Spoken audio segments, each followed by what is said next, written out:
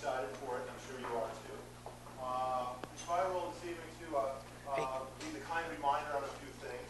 First and foremost, make sure all our cell phones have been turned off, at least to the vibrate mode.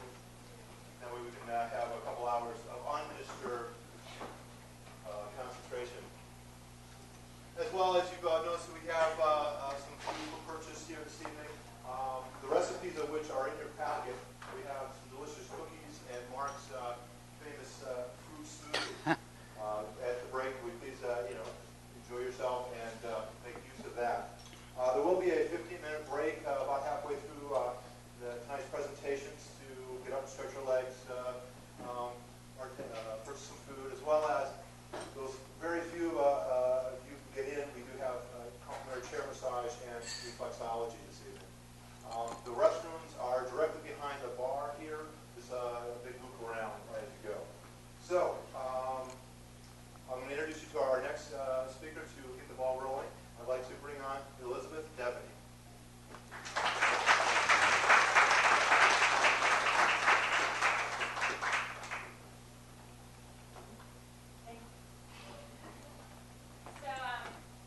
I'm here today. You project beautiful, man. Thank you. You do. Great job. When I went to STEM and I had my very first nutrition review, I was extremely nervous because I'm the furthest thing from nutritious. I don't cook. I eat takeout 7 nights a week. Seven. Embarrassing.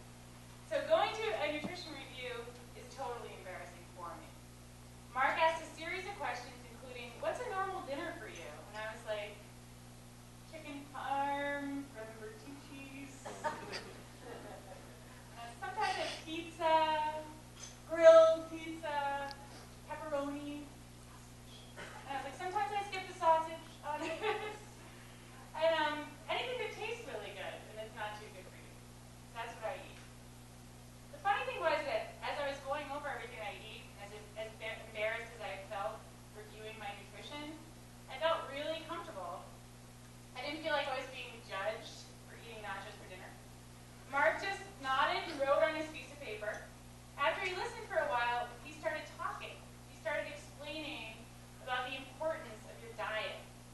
He told me all kinds of statistics and studies that have been done and that they indicate certain foods can actually prevent diseases and even help cure diseases. It was really inspiring. It was inspiring to listen to someone who clearly has such a passion for not only nutrition, but for helping people learn that food is medicine. What you choose, the choices you make in your diet, can prevent future diseases, increase your level of energy, and most importantly, they make you feel really good. It compelled me to ask him how he got involved in the field of nutrition. He quietly explained that when he was in his 20s, his older brother, who was in his 30s at the time, had a heart attack, and just a few years later, the heart disease took his life. Mark was completely floored that someone so seemingly young and healthy could be taken so early in life. It became his passion to educate himself about nutrition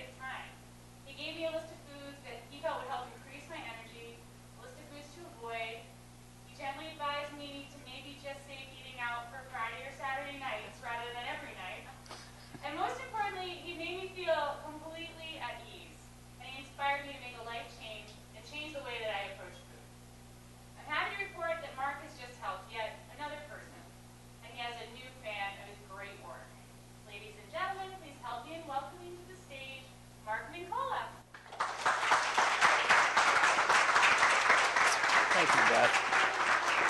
Thank you very much. You're That was welcome. lovely. Thank you. Okay. Thank you very much, Beth. Oh, no problem. Let's have everybody just stand up just for a moment. Before we do anything, anybody that's ever seen me do a talk before, we're going to change the energy in the room. So we're just going to do a little bit of Qigong for a moment. So arms just forward. We'll start real simply here. We're just going to basically raise up our arms and just create a nice wave effect. Take your time. There's no rush. That's it.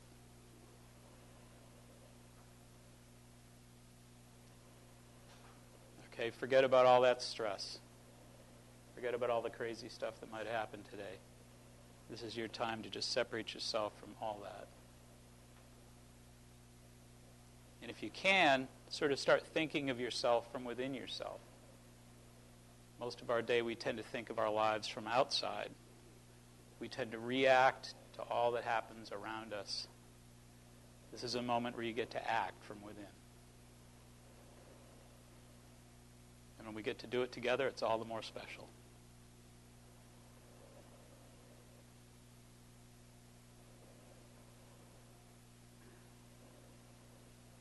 All right, we'll do one more exercise. We'll just put the hands like so. And just move one like so. Slowly bring it back. This is called smoothing the path of life. That's it. What a great concept. 3,400 years this was developed, 3,400 years ago. The idea that we have the power to smooth our own life path. It's all about the intention.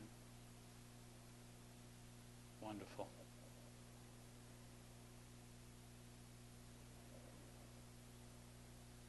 One more. Beautifully done. Give yourself a nice round of applause.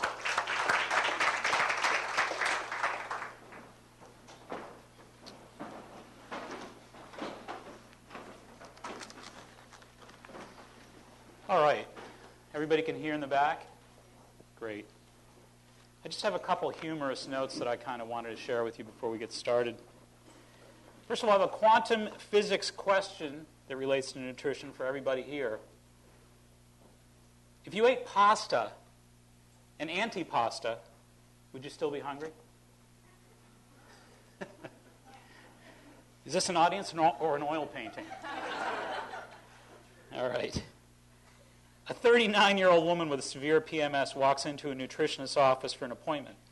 She walks in wearing a T-shirt with the following words inscribed on it. Just give me the chocolate and nobody gets hurt. A 104-year-old centenarian walks into a nutritionist's office for an appointment. He looks at the nutritionist squarely in the eye and says, forget the health food. I need all the preservatives I can get. A couple notes about for folks who are interested in drinking coffee. You know you drink too much coffee when instant coffee just takes too long. You know you drink too much coffee when you have to watch videos and fast forward. You know you drink too much coffee when you start getting speeding tickets in park. You know you're drinking too much coffee when Starbucks owns the mortgage on your house. You know you're drinking too much coffee when the Taster's Choice couple wants to adopt you. And when you go to AA meetings just for the free coffee. There's an awful lot of folks that are, of course, interested in coffee. I'm always asked, what is the deal with coffee? Can't we just have a cup of coffee once in a while? And I say, a cup of coffee is not the worst thing in the world. The thing you want to be thinking of is you want to be thinking of the pH. One of the things we're going to talk about tonight is pH. Coffee has a potential hydrogen of 1.0. Some of the more alkaline coffees are 2.0. And when you think about the importance of maintaining good alkaline pH, coffee's not going to help you get that done. One of the things I wanted to mention, too, is that the habits that we practice on a day-to-day basis, as Beth was sort of alluding to a little while ago, do have the power and the potential to make a significant difference, whether it's that one less cup of coffee a day, that one less teaspoon of sugar, whether it's just making a more concerted effort to try to basically get the fruits and vegetables in, etc. How important really is nutrition? Is food really medicine? We use that term from time to time. There's an awful lot of folks that are just still not really sold on that notion. But according to World Health Report 2000, We are the 37th medical system or efficient health system in the world, behind France, Italy, San Marino, and just ahead of Slovenia, Cuba, Croatia, the Czech Republic, Poland, and Albania. So we're ranked 37th in the world. The report ranks the health of our nation, the health of the people in the United States of America, 72nd in the world, behind France, Italy, San Marino, Slovenia, Cuba, Croatia, the Czech Republic, Poland, Albania, Macedonia, Armenia, Yugoslavia, Azerbaijan, and China. So we're not really doing all that well. Who do we blame for those failed numbers? Are the failed numbers due to our government, our medical system, or our people? Neither the government nor the healthcare system in any free enterprise nation is interested in efforts of prevention. Teaching and inspiring better lifestyle choices among the people simply isn't cost effective. Thus, our national healthcare budget is currently set at $1.9 trillion, with only 1% allocated for disease prevention, none of which refers to diet and lifestyle programs. Currently, prevention refers to breast exams, colonoscopies, and vaccinations. When it comes to the nation's real radar system, nutrition is barely a blip on the screen. Yet in 1976, the McGovern Committee, the Senator George McGovern Senate Subcommittee, 15 senators heard testimony from 1,100 scientists, the world's foremost scientists from 8 different countries.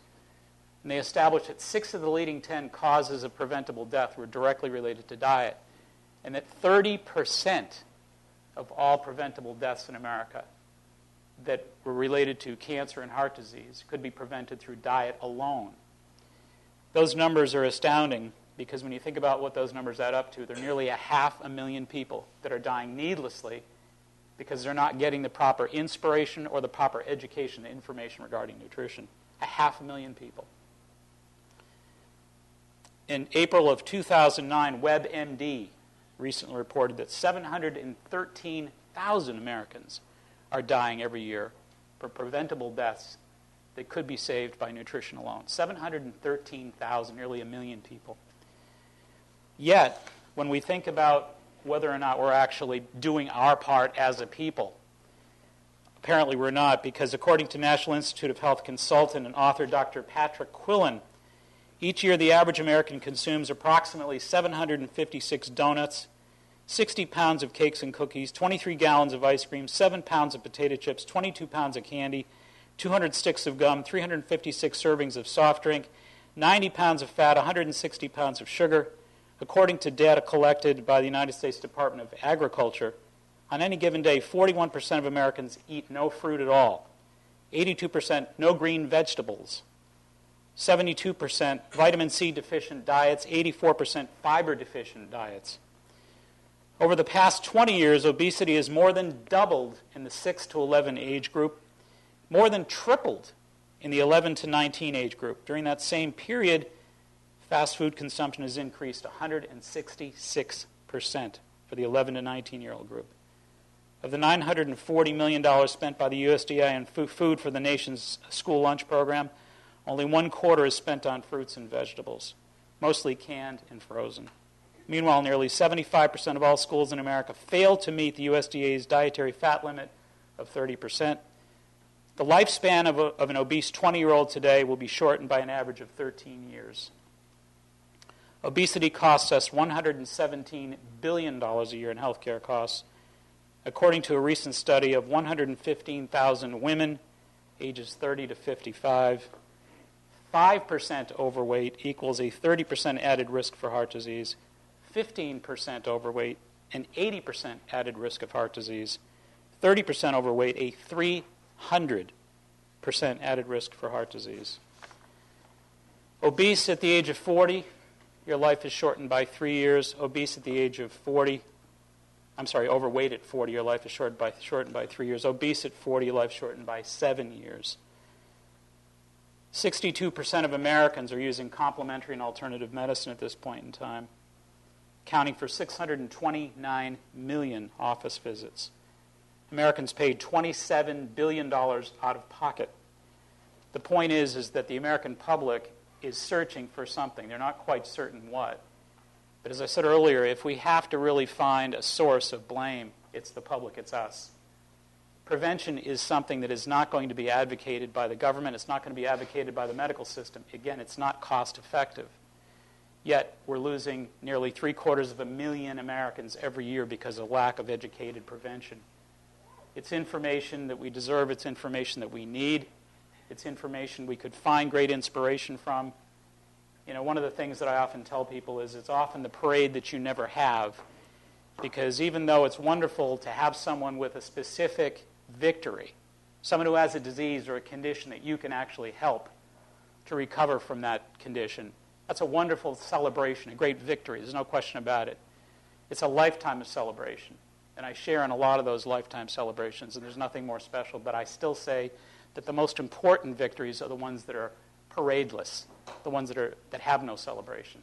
We don't know how many diseases we're preventing by encouraging, by teaching and inspiring people to eat differently and to really buy into the notion that food is medicine. So it's nothing that's going to collect any kind of drama. It's nothing that's going to collect any kind of momentum in the world of politics and medicine. So it comes down to us. I mean, we really have to understand that there's power in nutrition. There's power in food. We're talking about very powerful antioxidants. When you think in terms of what happens in our bodies every day, there are 7 different myopathic pathways, 7 different pathways that disease expresses itself genetically. And if you study those pathways, you realize that there are literally hundreds of thousands of potential expressions within each of these 7 torpedo bays, as I call them. So everybody's born with 7 torpedo bays, 7 myopathic genetic pathways that are willing to open up and express themselves to create the potential for disease in one's life. And we know exactly what it takes to open up those torpedo bays. We know that nutrition is a vital part of that equation. The USDA recently put together what's called an ORAC factor, ORAC, oxygen radical absorbance capacity, which means that every fruit and every vegetable can actually be rated in terms of its antioxidant power and potential. And when we talk about the 30,000 DNA hits that our bodies take every day, today your body took 30,000 DNA hits, 30,000 mutated hits, you know, where there are free radicals that we keep hearing about, the free radicals that cause cancer, the free radicals that cause heart disease, the free radicals that really open the torpedo bays for the expression of disease. Everybody has that, 30,000 hits a day. Can't see it, so it's out of sight, out of mind, but it happened in your body today just like it did yesterday. Who knows which day that one torpedo is going to create a permanent expression? No one knows that. Nobody knows that. We can't know that. But we do know that those torpedo bays have very specific response factors. We do know that if we're thinking seriously about preventing disease, that it goes a little bit more in depth than, oh, I know blueberries are good for you. Okay, it comes down to the genetic science and the genetic reality that these are very powerful, powerful mutated molecules that are looking to take advantage of your healthy cells. I often refer to them as vampire molecules. Free radicals are like vampires. That is, they attach themselves to your healthy cells, and what they're looking to do is vampire electrons from your healthy cell. And if your healthy cell doesn't have the protection and has to give up that healthy electron to these vampire molecules, then they will be converted into a vampire molecule. And they also will be responsible for assaulting healthy cells. So it's kind of a numerical, it's a numbers game. You know, as your cells basically give in to these vampire attacks without protection, then they become vampires and the numbers game gets more and more gloomy. So the objective here really is for you to be thinking in terms of how do you protect those cells? Well, antioxidants are exactly the answer to how you protect those cells. That's what the big deal is with antioxidants. Antioxidants do 2 things. Okay, antioxidants can either act as donors, meaning they intervene between a cellular attack, and they actually donate one of their electrons to the vampire molecules so that they'll leave your healthy cell alone to be healthy yet another day. If you're really fortunate, and there's a high concentration of something like alpha-lipoic acid, one of many antioxidants, in whatever food you ate or whatever supplement you take. Now we know, based on recent research, that alpha-lipoic acid isn't just a donor. It doesn't merely approach these renegade cells, these vampire cells, and donate an electron to protect your healthy cells. It actually converts. It actually converts the vampire cell back into an antioxidant. It converts a bad cell into a good cell. It converts a bad attacker cell into a protective cell. Think about those numbers. And think about the difference at the end of the day when those 30,000 attacks are added up. And when you add up those protective factors that antioxidants provide you with, it's astounding. That's why there are significant differences in study after study regarding people who do eat well. Gladys Block, who's a great researcher from the University of California, she's been the head of the nutrition department out there for years. And Gladys Block, after evaluating 170 studies, 170 of the most remarkable studies from around the world, Gladys Block found that in every one of these studies, the common denominator was that those folks who ate the highest amount of fruits and vegetables versus those people who didn't cut their risk of cancer and heart disease by 50%. Cut it in half. Okay? Cutting the risk in half. Now imagine if we came up with a discovery in the world of pharmaceutical medicine today, and I could make the announcement that some company is proud to announce that their research has proven clearly and has been peer-reviewed that we could save half of those people in the world from suffering their final end with cancer and heart disease. Imagine cutting heart disease and cancer in half. I mean, that would be on the front page of every metropolitan newspaper in the world. Okay? But nobody knows that Gladys Block came up with the research that she came up with, or that study after study shows that these antioxidants do have that power. The USDA in April of 2006 came up with a rating system. It said, our consumers really need to know when they're going to buy their produce, they need to really have some tangible, mathematical, numerical understanding of which fruits and vegetables are the most powerful and why. So we've got to provide them with that information. So they did their due diligence. Their research established that the highest of all foods were red kidney beans. Red kidney beans. Now, just for a relative numerical sort of equation here, just for a relative comparison, red kidney beans had what they call the antioxidant ORAC factor. The powerful antioxidant, the protection factor of the number that rates right under 14,000. It was 13,727. Okay? So the number doesn't mean much, but just in terms of relative understanding that the highest food in the world that protects you against cancer and heart disease has 13,727 points based on the USDA's ORAC response. All right? Now, think about this for a second. The number 2 food was blueberries, wild blueberries. They were 13,400. The first 10 foods that they established as protective agents against these dread diseases as antioxidants were all beans and berries. That's why on my radio show I always say beans, berries, teas, like the green teas, for example. Beans, berries, and teas, and cherries. Those are your high antioxidants. But the real key here is to understand something, that a little bit of spice, for those of you who aren't inclined to use a lot of spice, can go a long way. Okay, let's go back to what we just said about the power of red kidney beans at 13,727. Let's start by telling you that the USDA established that the average American doesn't get 1,000 points a day. Okay? The average American does not get 1,000 points a day. The USDA then said, we recommend that you get 3,000 a day. You want to protect yourself? Get 3,000 a day. Okay? The average American is not getting any berries and fruits like we just talked about. Okay? They're not getting any of these antioxidants to protect and defend themselves. They're living purely randomly. They're basically just eating what tastes good and then winging it. And then if they get hit by the random bolt of lightning, then they need medical help. That's no way to live. That's not preventive living. That's reckless living. It's unreal living is what it is. All right. So when you think about those 13,727 points, then the USDA said, let's check spices. It was just an afterthought. It was purely an afterthought. I read the story about the research on it. It was purely an afterthought. So they went and looked at spices, and what they found out was that clove, C-L-O-V-E, clove, like cinnamon and clove, had nearly 300,000 points. Okay, and we said the berries and the red kidney beans were almost 14,000. A quarter of a teaspoon of clove, cinnamon, cumin, a quarter of a teaspoon of any of these spices, oregano, parsley, the spices that they studied were between 70 and nearly 300,000. Okay, so now we're talking about the average American not getting 1,000 points. Imagine if we could talk the average American into an occasional blueberry with a little cinnamon on it.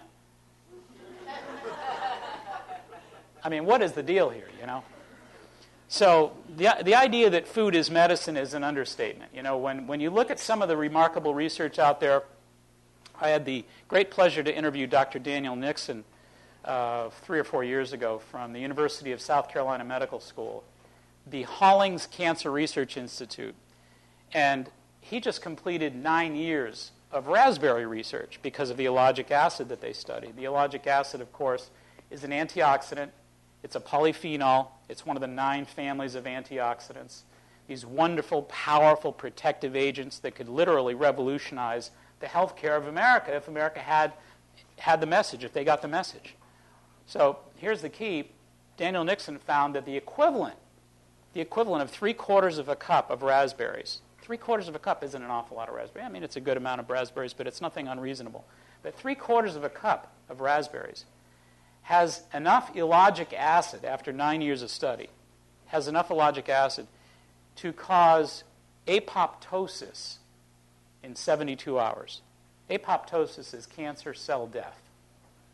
It causes G-arrest in 48 hours. G-arrest, of course, is you end the replication process, the replication of cancer cells. So we're talking about the equivalent of 3/4 of a cup of raspberries having the ability to kill cancer cells. 3/4 of a cup of raspberry. And that was done at the University of South Carolina Medical School. It was also repeated, Dr. Gary Stoner at the Ohio State University in Ohio.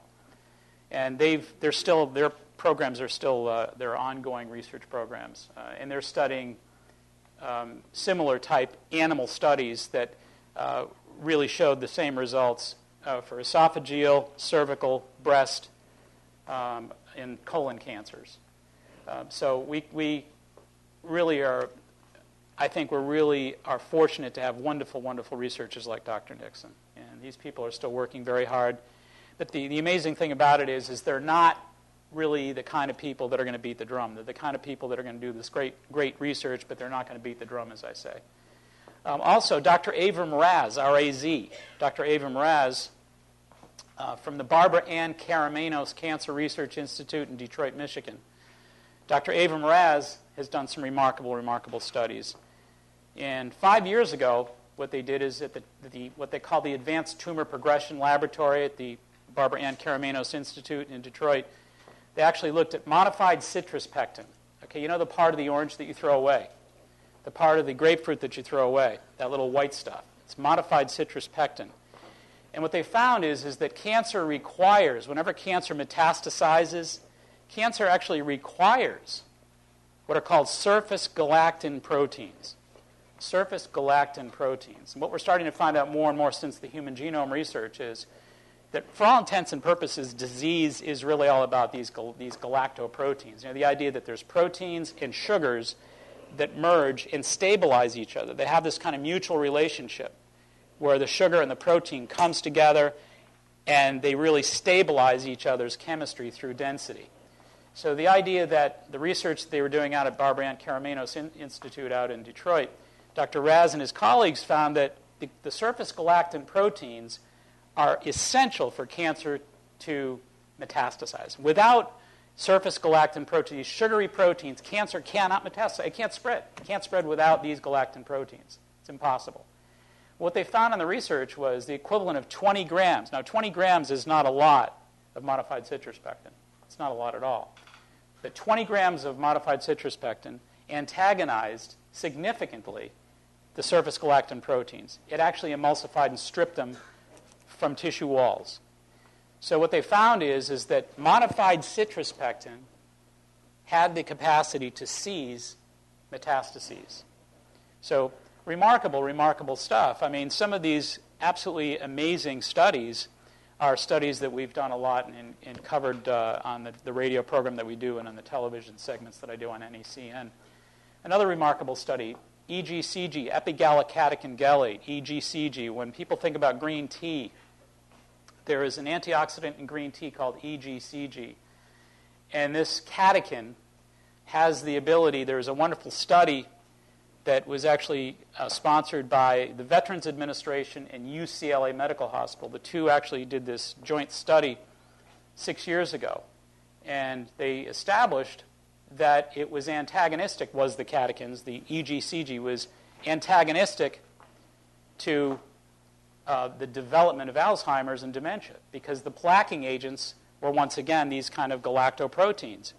So what we're finding again in a lot of these different research studies, not only that fruits and vegetables are powerful antioxidants, but the disease, no matter what disease, the diseases tend to have certain common denominators. These galactoproteins tend to be very common denominators in the disease process. So what they found in this particular study out at UCLA was that they were able to, over a very short window of time, a period of 4 months, they're actually able to neutralize the presence of half of the Alzheimer plaques with the EGCG, epigallocatechin gallate. So you might want to take a peek at some of those studies. I always encourage people to follow up, do your homework, and check on some of this stuff. But again, it all goes back to this. It's really not about the medical system. It's really not about the government. It's really all about us. You know, this is a remarkable time. I think we have the ability to really gain a tremendous advantage over disease by somehow getting the information through and really establishing more of an active preventive posture over disease. You know, the objective really is to better utilize our research time and to basically put together as much personal information as we possibly can. It's out there. There's study after study, obviously, these days. It's not difficult to connect with these studies. But again, these studies, I think, they harken back to like what we said a little bit back here, that so many folks in America are just not taking the time. When you consider what we just said, and let's kind of go back to this just for a minute here. The average American is spending $8,000 a year out of pocket for personal health care costs. America is currently spending $2.5 trillion per year. $2.5 trillion per year on intervention. So we're waiting until we have problems, and then we're basically looking out of desperation to pay even out of pocket if we have to, when in fact so much of this is preventable. And then when you consider the fact that, you know, the average American is eating 756 donuts, 60 pounds of cakes and cookies, 23 gallons of ice cream, 7 pounds of potato chips, you can't factor these numbers together. You couldn't write a crazier story if you tried. And it's our life story. And it's really essential for us to reclaim our lives and to really re-edit the story and rewrite our life story. But it's really all about self-empowerment. It's really all about the American public acknowledging that they have the will and really taking advantage of the remarkable information that is out there these days. So I just made a couple notes about nutrition in terms of, okay, here's the picture. We just wanted to set the table for the kind of picture we're dealing with. It's a very glum picture, as we just said. We should be doing more than we are. We can be. We have the power. The information, the resources are here. The numbers are horrible right now. We're not doing well. We have the 72nd rating in the world for healthcare behind countries that I don't even know where they are. It's essential that we think in terms of 5 keys: respiration, antioxidant factor, anti-inflammation factor, and food quality. Finally, immunomodulation capacity. So there's 5 things that we want to consider when we're thinking about really making a difference with nutrition. The first one is respiration. Respiration is really essential. 90% of our energy is created by oxygen. 90% of our energy. You know, people come in all the time and they say, "Just I'm really exhausted." You know, that's one of the most common claims that you'll hear people share with you when they come in to do their histories. You know, I feel really lousy. My energy stinks. You know, and obviously most folks are thinking in terms of coffee for energy. and not oxygen. But 90% of our energy is created by oxygen. Oxygen deficiency is at the root of all illness. I just made a few notes I want to share. Enzymatic decomposition of glucose in the presence of oxygen is called respiration. The breakdown of glucose in the absence of oxygen is called fermentation. Cancer cells make ATP, adenosine triphosphate, via fermentation. Two-time Nobel Prize winner Dr. Otto Warburg once said that the prime cause of cancer is the replacement of the respiration of oxygen in normal healthy cells by a fermentation of sugar. He also said that if you deprive a cell of 60% of its oxygen, it will become cancerous. And if you deprive a cell of 35% of its oxygen for 48 hours, it'll become cancerous. I always tell people fermented foods like vinegars, alcoholic beverages, soy sauces, moldy nuts like peanuts, and processed sugars slow the venous speed of the blood by lowering the oxygen content of the blood. This creates hyperacidity, breaking down the homeostasis of the body. So again, respiration is number one. It's essential that you think in terms of your cells as little people that need oxygen. Imagine yourself climbing up Mount Everest and not taking care of yourself. You had an all-nighter the night before, and you drank too much, you ate too much, you didn't sleep, you weren't taking care of yourself, and now you're going on this expedition to mountain climb. That's what your cells are like most of the time. It's a powerful vision, but it's essential that you get the idea that when you eat more alkalizing food, and that's the real thing about alkalization. When you think about alkalization really means respiration. It means oxygenation. That's really what it means. Every tenth of a point of pH is equal to 65% oxygen differential. 65%. So if somebody, for example, urinates on a little strip that they have at the health food store, and if their pH, if we tell them the perfect pH is 6.4 to 6.8, that's really where you want your urinary pH to be, 6.4 to 6.8. So it starts at 5.0, goes up to 8.0. So the sweet spot is 6.4 to 6.8. What if somebody calls me the next day and says, hey, good news, I'm not as low as I thought, I'm 6.3. Well, let's not celebrate just yet. Let's not have the parade scheduled just yet. Because a 6.3 is still 65% oxygen deficient at a cellular level. Now, I will grant you that people who call in with a 5.0 are in really serious trouble, because a 5.0, do the math, it's like 900% oxygen deficient. That's why I said your cells are like people climbing Mount Everest the day after the biggest party of their lives. Okay? And let's go back to that antioxidant vision of those doors that we talked about, those 7 torpedo doors, looking to express themselves. That's what disease is the guy on the other side of your tug of war. Okay? And there's a lot of hands on that rope that are tugging one way. And every time you abuse yourself, or every time you take a pass on taking care of yourself, you lose a little bit of rope. Okay? Every time you lose a little bit of rope. Okay? These antioxidants that we're talking about in quality foods are really trying to somehow give you a little help in your tug of war. They're really trying to help you get an advantage energy-wise through respiration, because again, 90% of your cell respiration, or 90% of your cell's energy, rather, is through respiration, it's through oxygenation. And again, let's go back to coffee, and let's go back to some of these very acidic foods that we were talking about. The idea that your pH wants to be between 6.4 and 6.8, okay, to maximize respiration, that's point 1 with nutrition. You want to be 6.4 to 6.8. Coffee, as we said earlier, has a pH of 1.0. What kind of influence is that going to have on your 6.4? It's going to pull that 6.4 value way down. Okay? What creates good pH? What is it? What determines a pH that's 6.4? What predetermines a healthy antioxidant food that has a good pH to support your chemistry? Minerals. Magnesium, potassium.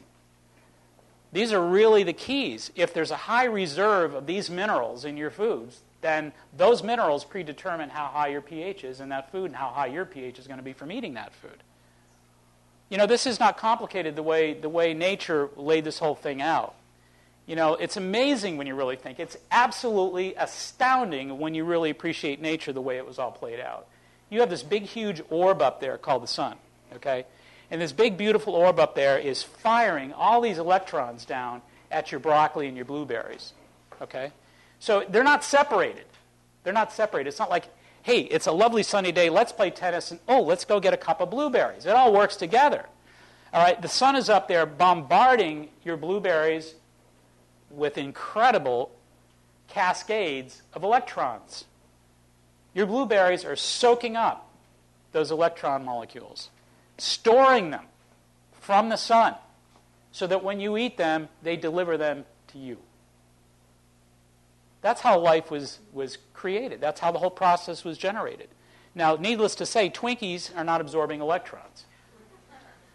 So when you go back to the standard American diet, and we realize that the standard American diet is deficient, it's not just deficient in vitamins. So when Twinkie factories say, oh, we're replacing the vitamins. Oh, thank you so much. I feel so much better now. Okay, they're not replacing the electrons. Why? Because they can't. Only the sun can do that. Only nature can do that. They're not a member of the club. It doesn't work that way. All right?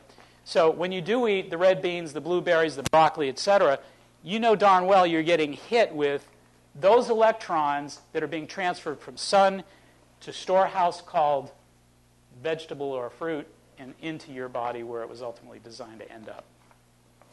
So like you're getting little bites of the sun inside of you to generate the wonderful energy that orb brings to you. That's what your foods are doing. That's what they're intended to do. That's why the whole concept of living food versus dead food is so vital to grasp. It's essential that you get that. All right. The other thing that's really important here, I always talk about it on the radio show. I said, you know what? 7 years ago when I started doing the radio show, I said, I'm going to let everybody, all the listeners know when I think it's time to push the organic button. We already pushed it. It's time to go organic.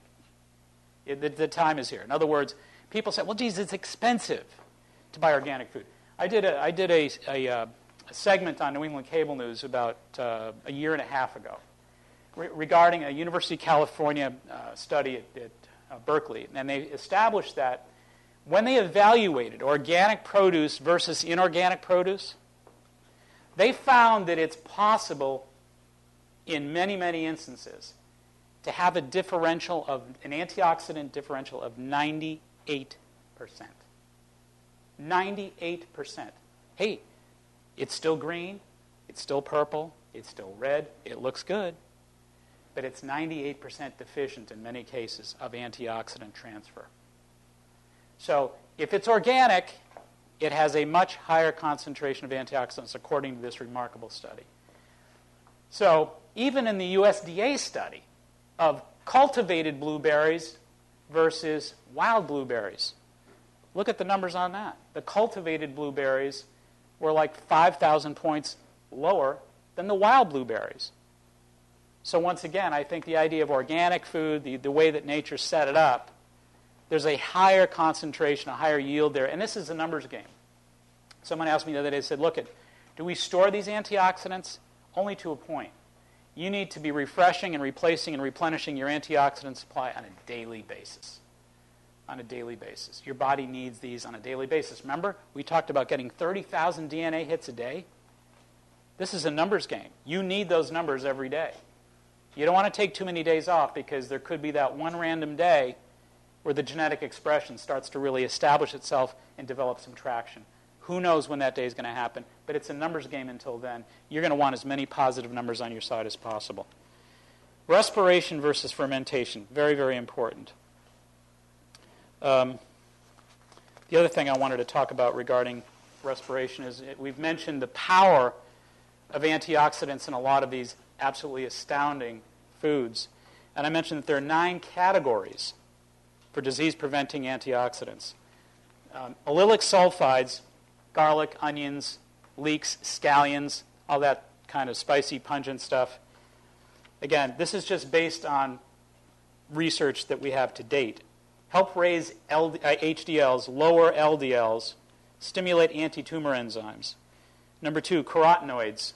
There are 700 carotenoids that we've identified so far, and those are the color agents that are in a lot of our fruits and vegetables, the oranges, the reds, the yellows in our peppers and our carrots and all that. Carotenoids, broccoli, carrots, tomatoes, etc., prevent heart disease in some cancers. Number 3, flavonoids, apples, berries, citrus, greens, onions, prevent blood clots, antagonize certain cancers. Number 4, indoles and isothiocyanates, broccoli, cabbage, cauliflower, Brussels sprouts, lower harmful estrogens, antagonize some cancers. Let's go on to number 5 here. Isoflavones, soy, various beans, legumes, lower harmful estrogens, antagonize some cancers. Let's take a minute on these, because I'm asked every single day of the week, soy, is it good or bad? Because I know that for estrogen-positive cancers and that sort of thing, we have to be careful. I personally believe that you need to look at that information much more closely. I think there's a lot of confusion around that information that there needn't be. The reason I say that is because there are 2 primary distinctions with estrogen. 1.6 alpha-hydroxyestrone and 2.0 alpha-hydroxyestrone. Those are the 2 primary distinctions. One is an animal-based estrogen, one is a plant-based. Okay? So when you think about the 1.6 alpha-hydroxyestrone, that's what we're talking about. We're talking about hormone replacement therapy. Generally speaking, we're talking about animal-based from horses.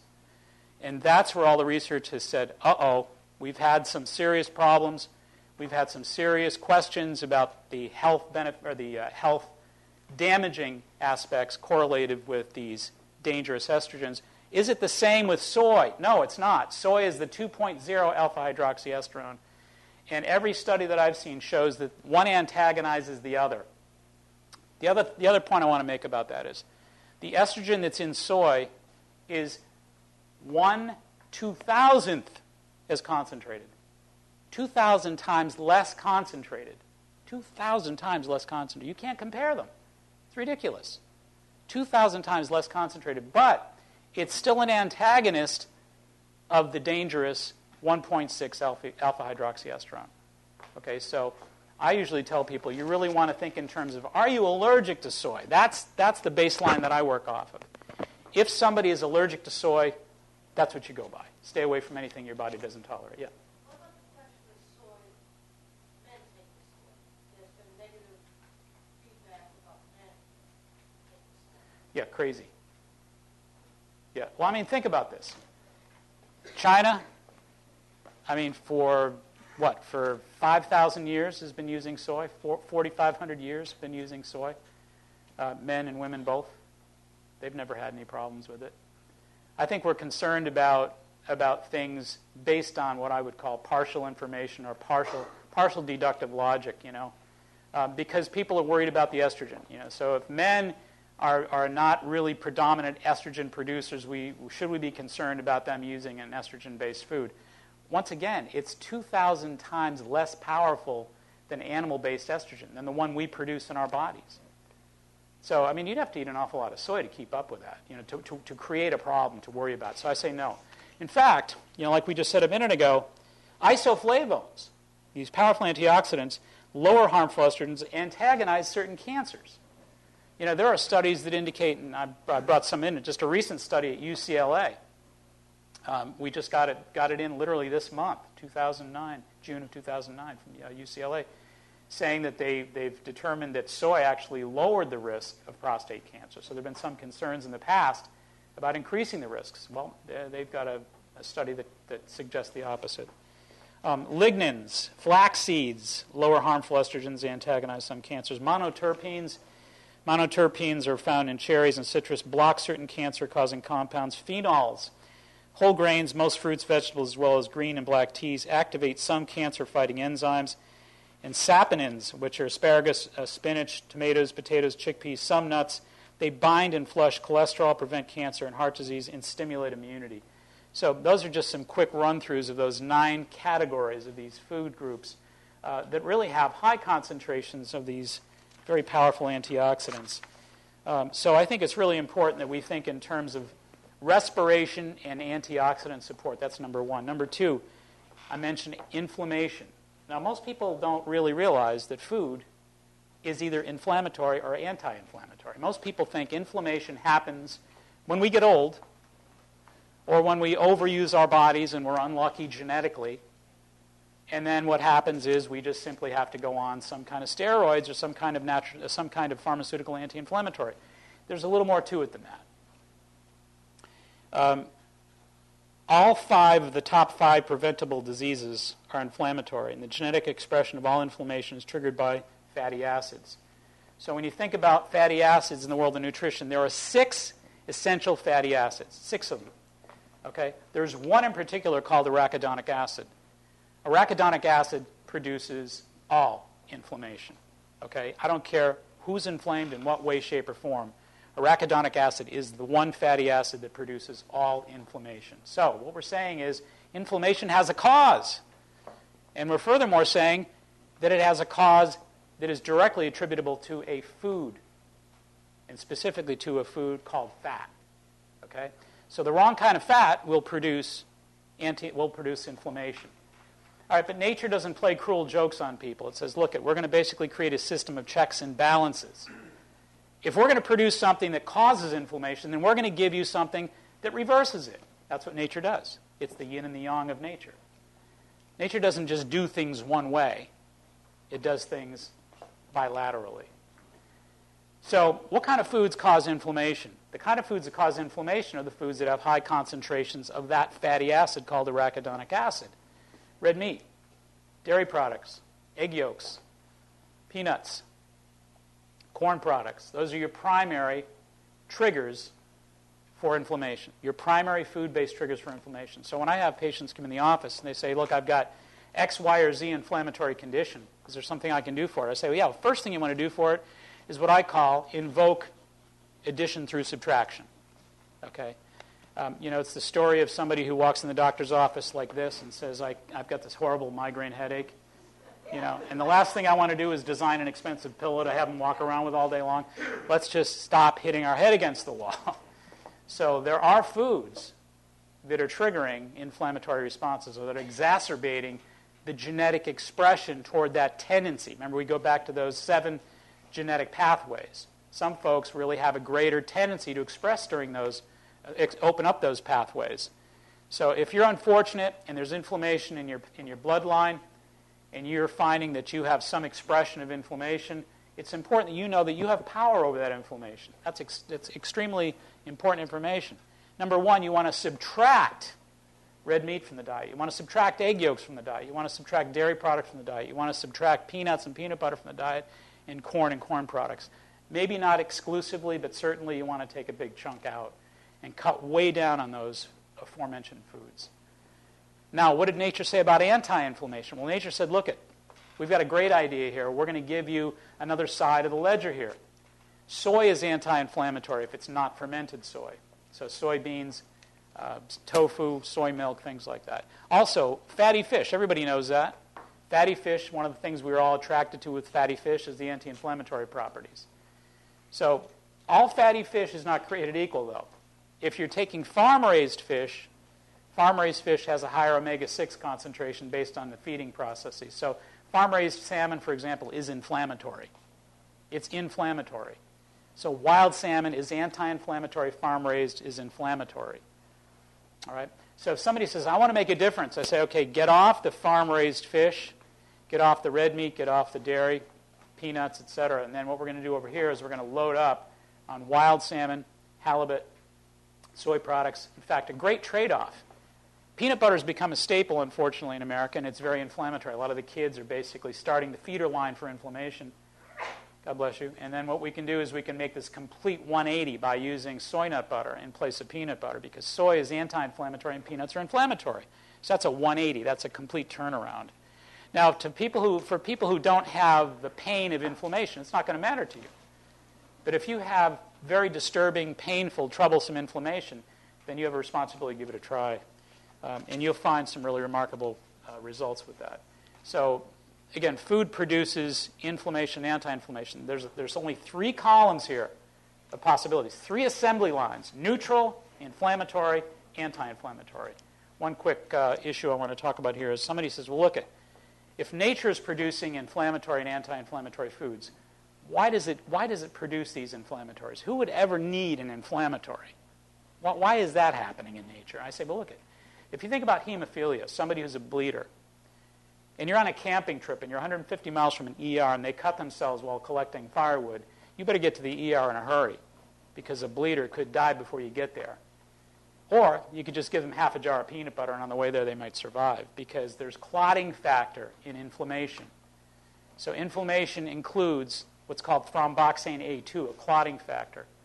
All right, so peanuts create clotting factor. Now, most of us are trying to get away from that. We're trying to anti-inflame, anti-clot, of course, with good reason. Heart disease is the #1 killer in America. $419 billion a year out of pocket for heart disease. $419 billion.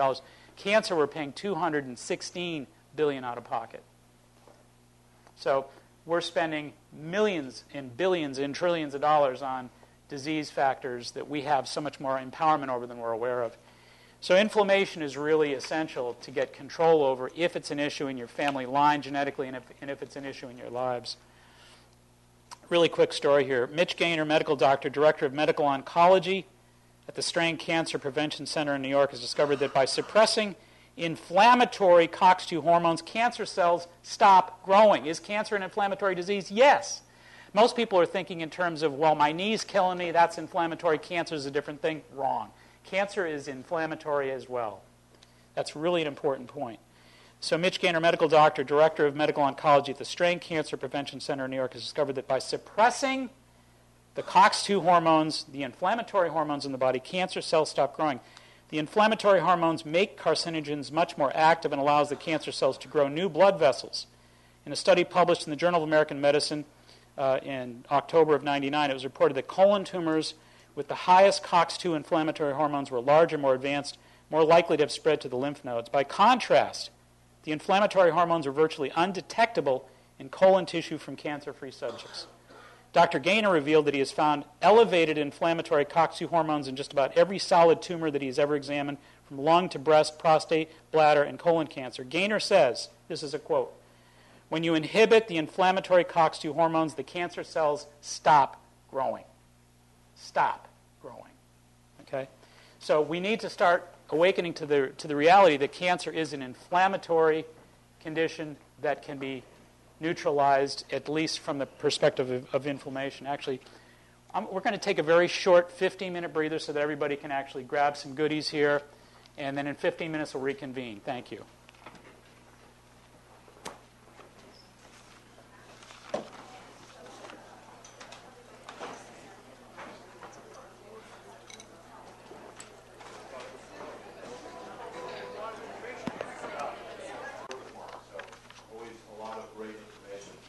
A couple more little tips or reminders tonight. We have a list of our upcoming events. Mark's next talk on September 17th, I think 7 to 9 at the Red Lion Inn here, as well as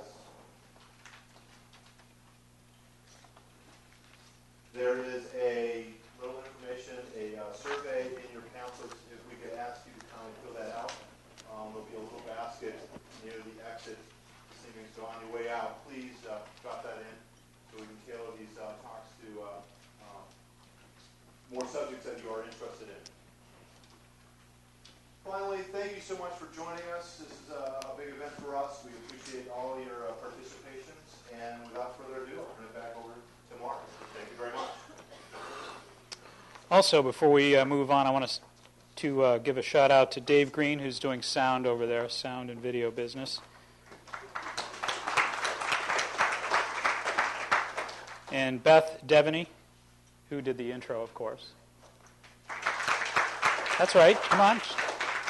You can give her a little more love than that. All right. All right. Chef Mike, right here at the Red Lion.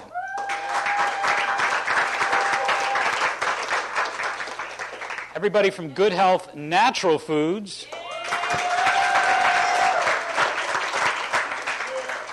The staff of Santi, of course.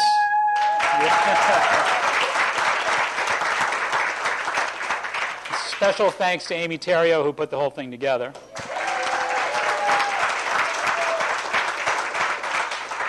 And Dave Bigley. Come on. All right, I hope everybody got a little bit of the delicious food that's up there. Some really good, nutritious stuff up there. And that smoothie took a little bit of time to develop. That's a great, great snack for kids. Folks wondered what kind of snack you can give a kid when they come home from school. That's a great snack to give them. Also, we talked earlier about, before we broke, we talked about options for peanut butter. I think that's a really huge one because I think kids are eating so much peanut butter. Peanut butter is two things, really. And when you think about kids, I'm going to talk a little bit more in a few minutes about the kids, about breast cancer for a lot of moms, and about prostate cancer for dads, etc. But I wanted to talk really quickly. We're going to talk about ADHD, ADD as well. But I really wanted to briefly talk about peanut butter because peanut butter is obviously a staple for the American child. And peanut butter is really two things that most people are not familiar with. Number one, it's an inflammatory food like we talked about a few moments back. Peanuts produce arachidonic acid. That is the fatty acid that you'll find in peanuts. And it's a COX-2 fat. It's the arachidonic inflammatory. So, again, it's really essential that you think in terms of these kids with a lot of their immune problems that they're dealing with. And kids are constantly sick, and people think that's just natural. Oh, kids are just sick all the time. That's just the way they are. Give them another peanut butter and jelly sandwich. You might do well to get them off the peanut butter and jelly and to think in terms of an anti-inflammatory option and to use the soy nut butter. I usually recommend the Green Label I Am Healthy brand soy nut butter. Also, peanuts, number two, are a mold-based food. They're an aflatoxin mold food. So when you think about the number of people who have mold allergies that don't know it, mold is basically a single-cell bacteria. So isn't it astounding that kids are on antibiotics repeatedly? And then they come home and they get the peanut butter sandwich until the next time that they're on the merry-go-round for antibiotics.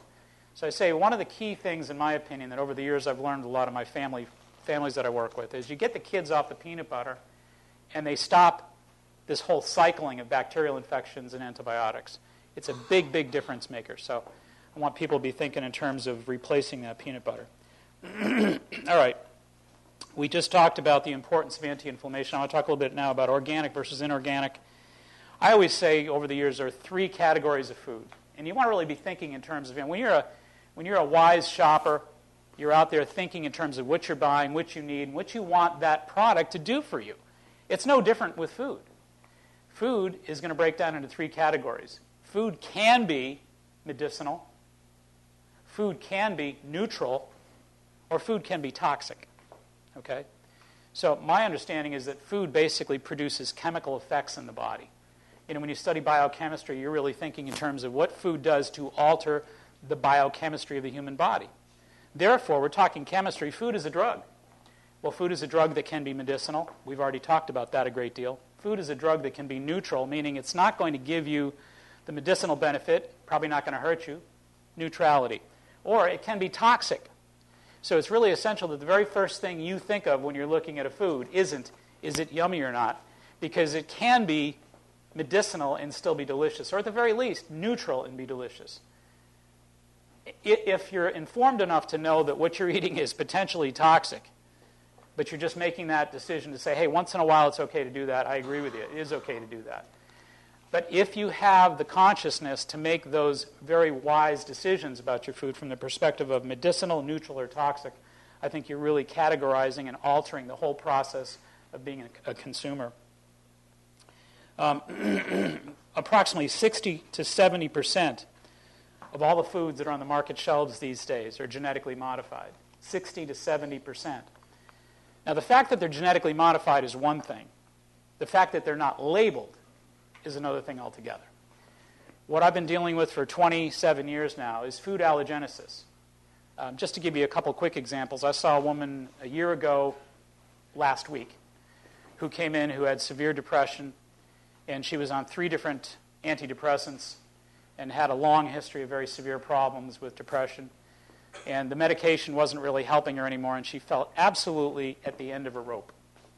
So I said, look, we'll take it step by step. That's what we always do. So we do our detective work, and I found that she had a very severe level 10 food allergy to wheat. Level 10 meaning it's about as bad as it gets. So I said, look, I didn't find a whole lot of outstanding or remarkable information here. Sometimes it doesn't work that way. But I said, I did find one bit of remarkable information, that your body's response to wheat was profoundly negative and specifically cerebral allergenic. So I found that the place in her body that was most reactive to the wheat was her brain. So I said, let's just start off by keeping it simple here. Let's withdraw. Again, like I said earlier, more often than not, it's addition through subtraction. It's not a matter of adding another layer.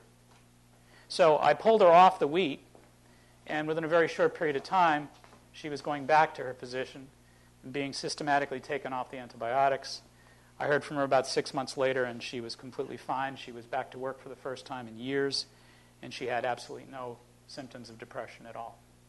So the point is that food can be toxic unsuspectingly, because you and I grew up in a culture that said whole wheat is good for you. White flour is bad for you. Yet level 1 nutritional consciousness back in the 70s did produce that wisdom. There's no question about the fact that we needed the fiber. We've just recently identified with the reality that we could really take a serious chunk out of colon cancer and really cut down those numbers of colon cancer-related deaths by getting more fiber in people's diets. We know that. So we weren't completely crazy in the 70s by saying, look, whole wheat is better than white flour. That's what that wisdom was all about, getting us some fiber. Important stuff, but there's more to it than that. So we now know that it's not just a matter of the fiber in the whole wheat. There's something called gluten, which is one of the proteins in the wheat. Anybody that's ever made oatmeal or cooked pasta and left it on the stove overnight, and you go downstairs the next morning and you see it swollen like wallpaper paste in the pan, that's gluten that does that. Well, gluten does the same thing in the body. It's occlusive, as the Chinese would say. And when you think in terms of Chinese medicine, the Chinese say, look, energy always wants to go from point A to point B, whether it's a river, whether it's the wind, whether it's your blood, whether it's your lymph system, whether it's your minerals and your nutrients, whether it's your emotions. Everything wants to move from point A to point B. Nature wants to move, and it doesn't want cholesterol to get in its way. It doesn't want repression to get in its way. It doesn't want gluten to get in its way. Gluten is occlusive. It's heavy stuff. And that stuff can be very, very damaging. In her case, it was blocking a lot of the energy in her brain and triggering a great deal of her problem. So my point is that we need to think in terms of bio-individuality. It's really essential. We also need to think in terms of what we just talked about a few minutes ago. Food is genetically modified to the tune of 60 to 70% of everything on our shelves without labeling. All right, let's talk about that. If someone like the woman we just described a few moments ago had come to me during a time where the genetic modification process may have sort of occluded our issue. In other words, how do we know that when I said to her, you stay away from the wheat, rice is okay. You stay away from the wheat, oats will be fine. How do we know that the oats she's eating weren't modified in some way with some kind of wheat product? We won't know, because not only are they splicing things genetically, but they're not labeling things to the advantage of corporate America and the disadvantage of the American population. To give you some examples of what could happen, some folks who, for example, have anaphylactic reactions to peanuts. I had a young boy from Marshfield that I actually saw a number of years ago who actually died from peanut exposure. 18-year-old boy. So anaphylaxis is within the realm of possibility. When someone has a very severe allergy, they can die from that allergy. That's how toxic food can be. All right. So what if a young guy like that young boy that I just described came to someone like me and we said, look, you're allergic to X, Y, and Z foods. Stay away because it could mean some serious trouble for you. And suddenly the world of genetic modification said, well, we just happen to have a number of foods that you told him he was okay with, like oats, for example, and apples or whatever, but now they're being modified with potential allergens that he did not have the ability to identify because of a lack of labeling. It's going to start costing serious issues. Great Britain has determined that since genetic modification has been allowed into the nation, I say allowed because they do not process genetically in Great Britain, but they've accepted American products. Since Great Britain has accepted American genetic modification, they've had a 50% increase in their tracking of food allergenesis and serious correlative health issues. Nobody's tracking here, by the way. I'm sure you're not surprised to hear that, but nobody's tracking here right now. So who knows what kind of food hangover you're waking up with? You will never know, because it's so convoluted at this point, and everything is so hybridized and so spliced and so intermingled, so commingled, that it's going to be virtually impossible. They're also preparing right now to make genetic modification interesting. They're going to make it really interesting. By that I mean this. They're splicing vegetables with seeds that will no longer produce seeds. So you're not going to have seeds available in crops anymore, so that they'll have to purchase old seeds from Monsanto. So you can't just say there's a seed in this crop because now the crops are being genetically modified to no longer produce seeds. Also, they're actually working now as we speak with producing genetically modified produce that produces its own insecticides from within the chemistry, its own pesticides from within the chemistry. Nobody knows about it, nobody hears about it, and no one will know which one it is because it's simply not made available. That's what's taking place when you're not looking. So right now, under your nose, 60 to 70% of everything in the supermarket shelf is as we just said. This year, 80% of soybeans planted in the United States and 38% of all corn will be genetically modified.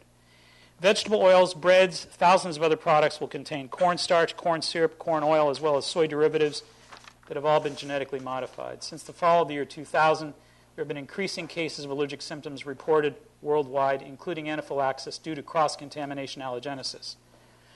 So the thought that right now the average American is consuming 20 pounds of pesticides and 17 pounds of food additives a year is just the tip of the iceberg.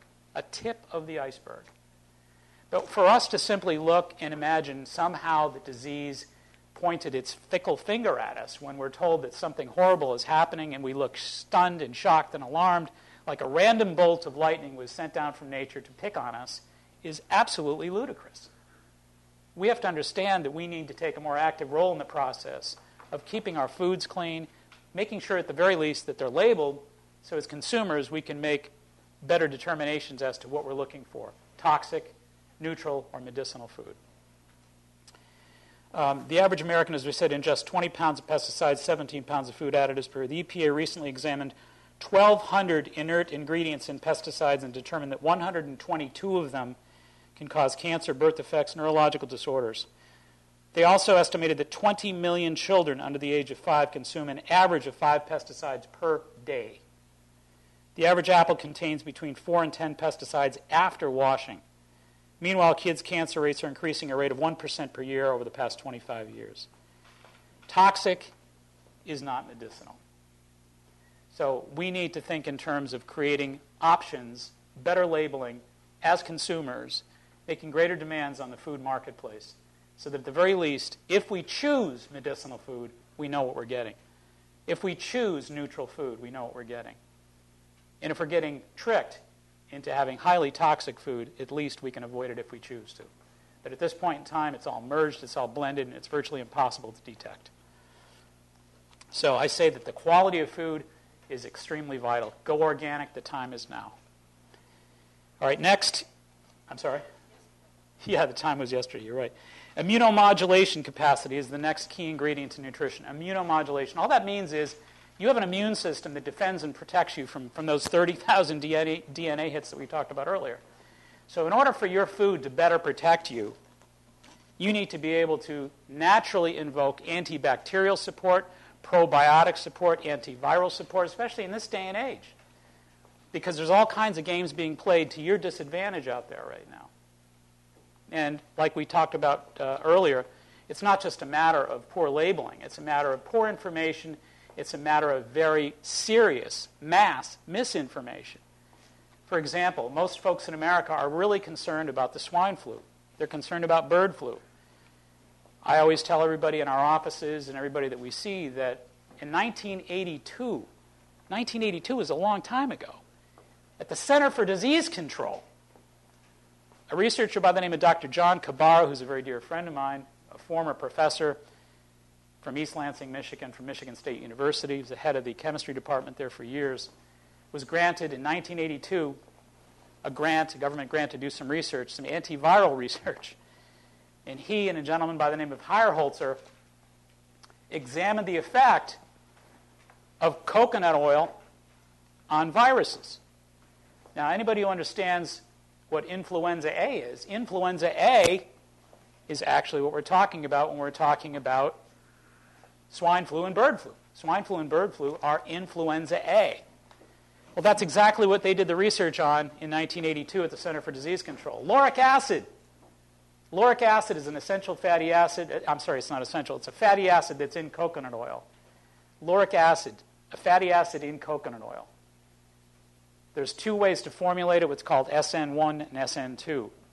And Good Health Natural Foods, of course, has it because we called them years ago and said, get this stuff on the shelves. We want our people to be able to get access to it. The rest of the country doesn't know about it. People need to know about it. Everybody deserves to know about it. But the bottom line of it is we had a cure for bird flu and swine flu in 1982 based on CDC research, Center for Disease Control Research. So here's the key. The key is this. They're lipid-coated viruses. Influenza A viruses are lipid-coated. They're coated with a layer of fat so that they're protected and shielded from the attack of your immune cells. So your immune cells can't get at them because they're shielded. They're wrapped in a layer of fat. Well, what Dr. Kabara found in 1982 at CDC in his research, and he was all excited about it, was that the lauric acid in coconut oil emulsified and stripped the protective layer so that influenza A didn't have a shield. And then they observed immune cells pounding away and removing those viruses. So the idea here is that you have an opportunity to neutralize the presence of influenza A if ever there's any kind of serious outbreak. For how much is a container of 600 milligram monolaurin? How much? $28. $28. 600 milligrams. $28. So there's something called lauric acid in the form of monolaurin, monolaurin, monolaurin capsules. There's also something called lauricidin, lauricidin, which are pellets. They don't dissolve. Their delivery is a little bit more awkward, but they're both very efficient products at killing influenza A viruses. Once again, the idea of antibacterial support. There are other natural antivirals, by the way, that were studied not just at the Center for Disease Control, World Health Organization, and the National Institute of Health. National Institute of Health in 2003 studied beta-glucan, beta-glucan, beta-glucan. Whenever plants or whenever leaves fall off trees in the forest and they basically meld with soil, they produce what's called glucans. Basically, beta-glucans is what that really amounts to. So in a purified form, it creates a natural antiviral, antibacterial, antiprotozoal, antifungal. That's what nature provided. So again, nature provides a negative and it provides a positive. That's the way it works. So anyway, there's something that you can find, again, at the health food store called beta-glucan. The one that we like is transfer point beta-glucan because it's 500 milligrams. It's a good stiff dose. But the research, the National Institute of Health said that it was very effective at killing influenza A. Also, one other study that's really interesting, that was another 2003 study, that was World Health Organization study, studied something called Flu Stop, the spray. It's a spray from Canada, Flu Stop. It's a Chinese formula. It's a spray. It's easy to give to kids because kids that don't want to swallow pills can actually take a few sprays. But the Flu Stop spray is nothing more than an old Chinese formula that's been replicated. And for all intents and purposes, it's nothing more than a couple basic herbs. Licorice root is the primary herb that's in it. That it has enough antiviral properties that the study that the World Health Organization did, 159 patients who were stricken with severe advanced influenza A symptoms, had an 86% abatement in 3 days with the spray called Flu Stop.